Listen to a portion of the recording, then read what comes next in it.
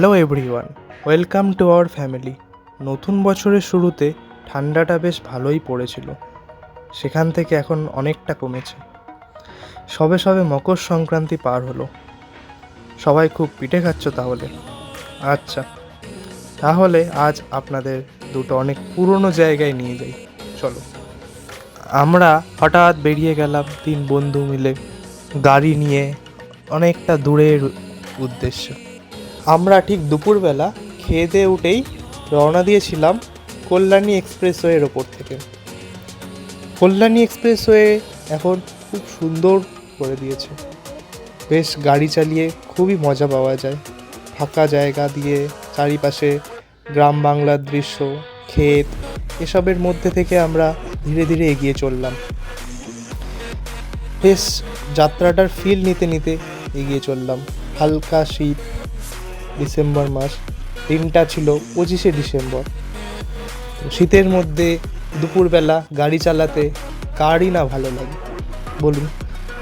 তো গাড়িতে বসে আমরা গান শুনতে শুনতে সেই ফিল নিতে নিতে চললাম এক ঐতিহাসিক জায়গার উদ্দেশ্যে। জায়গাটা ঐতিহাসিক তো বটেই, আমাদের ইন্ডিয়ার মধ্যে সবথেকে পুরনো একটা জায়গা। গাড়ি করে অনেক দূর আস্তে আস্তে পৌঁছে গেলাম সেই ঐতিহাসিক স্থান ব্যান্ডেল চার্চ। তো পৌঁছে গেলাম ব্যান্ডেল চার্চ। তো এই ব্যান্ডেল চার্চটা আমাদের দেশে আবিষ্কার করেছিল পর্তুগিজরা। সালটা তখন 1599 এবং এটি ওপেন হয়েছিল আসলে 1660 সালে। তো বুঝতেই পারছেন কত বছর আগেকার কথা। তো এত বছরের এই ঐতিহাসিক ঐতিহ্য এখনও আমাদের দেশে, আমাদের রাজ্যে বজায় থাকছে। তো এখানে বেশ সুন্দর মুহূর্ত কাটানোর জন্য তো এখানে আপনারা আসতেই পারেন। খুব ভালো লাগবে দুপুরবেলা যদি আপনারা আসেন। এখানে বসে প্রার্থনা করলেন বা আশপাশটা ঘুরলেন, খুবই ভালো লাগবে। কিন্তু এই 25শে ডিসেম্বরের দিনটা ব্যান্ডেল চার্চের ভেতরের দরজা বন্ধ ছিল। আমরা শুধুমাত্র বাইরে দিয়েই দেখার অনুভূতিটা পেয়েছিলাম। বাইরে দিয়ে দেখতেই খুব অপূর্ব সুন্দর দৃশ্য লেগেছিল। অন্য সময় আসলে আপনারা নিশ্চয়ই হয়তো ভেতরে ঢুকতে পারবেন। এই ব্যান্ডেল চার্চ ঘোরার পর আমরা আবার গাড়ি নিয়ে পৌঁছে গেলাম চন্দননগর চার্চ। চন্দননগর চার্চটার আরেকটা নাম ছিল স্যাক্রেড হার্ট চার্চ। এটি আবিষ্কার হয়েছিল 1875 সালে এবং ইনগরেট হয়েছিল 1884 সালে। আর এটি আবিষ্কার করেছিলেন ফ্রেঞ্চরা। তো আমাদের দেশে এখনও এই বিদেশি শাসনকালের ঐতিহ্যগুলো এখনও বেশ সুন্দর বজায় রয়েছে এবং এগুলো দেখতে সত্যিই খুবই অপূর্ব লাগে। এই চন্দননগর চার্চটাও গঙ্গার পাড়ে, আপনারা ঘুরতে ঘুরতে যেতে পারেন। এটাও খুব ভালো জায়গা। এই চার্চে 25শে ডিসেম্বরে অবশ্য ভেতরে ঢুকতে দিয়েছিল, আমরা ঢুকেছিলাম।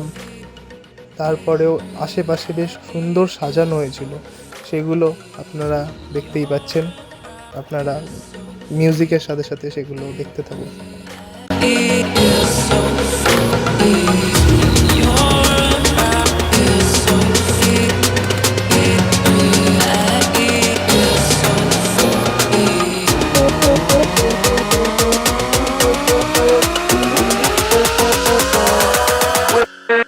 এরপর আমরা চন্দননগর চার্চ থেকে বেরিয়ে আশপাশ থেকে কিছু খাবার খেয়েছিলাম। আশেপাশে খাবারের দোকান প্রচুর এবং এই চন্দননগর স্ট্যান্ড রোডটা আপনি গঙ্গার ধার থেকে হাঁটতে আপনাদের খুব ভালোই লাগবে এবং খাওয়া দাওয়া করতে পারেন। তারপর আস্তে আস্তে বেরিয়ে যেতে পারবেন ওখান থেকে।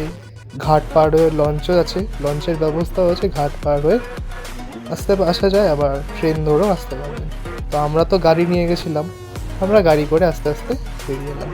তো গাড়ি করে আবার কল্যাণী এক্সপ্রেসওয়ের ওপর থেকে আস্তে আস্তে আমরা মাঝে একটা ধাবাতে দাঁড়িয়ে চা খেয়েছিলাম।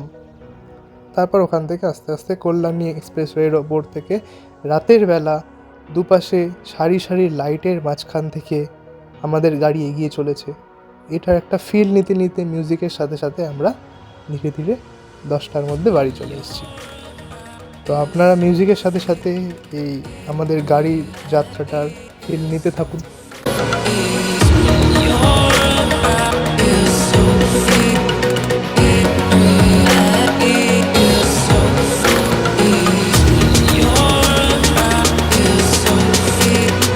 এই ভিডিওটি ভালো লাগলে লাইক, শেয়ার অ্যান্ড সাবস্ক্রাইব করে দেবেন এবং আপনারাও কমেন্ট করে জানান যে চন্দননগর চার্চ, ব্যান্ডেল চার্চে আপনারা কবে গেছেন বা কবে যাবেন এবং কেমন লেগেছিল আপনাদের ফিলিংসটা আপনাদের কমেন্ট করে জানান। এছাড়া এই ভিডিওটি আপনাদের ফ্যামিলি মেম্বার, বন্ধু বান্ধব সবার সাথে শেয়ার করে দেবেন, তাহলে আমরাও আগ্রহ হব আরও নতুন নতুন জায়গার খোঁজ আপনাদের সামনে নিয়ে আসতে। চলো এরপর আপনাদের কাছে নিয়ে আসবো, আগের ভিডিওতে বলেছিলাম অনেক দূর একটা জায়গা, সেই ভিডিও শীঘ্রই আপনাদের কাছে আসতে চলেছে। তো আর দেরি নয়, খুব তাড়াতাড়ি লাইক, শেয়ার, সাবস্ক্রাইব করে রাখুন আমাদের চ্যানেলে এবং চোখ রাখুন আমাদের চ্যানেলে। চলো আজকের মতো গুড বাই, টাটা, টেক কেয়ার, ভালো থাকবেন সবাই।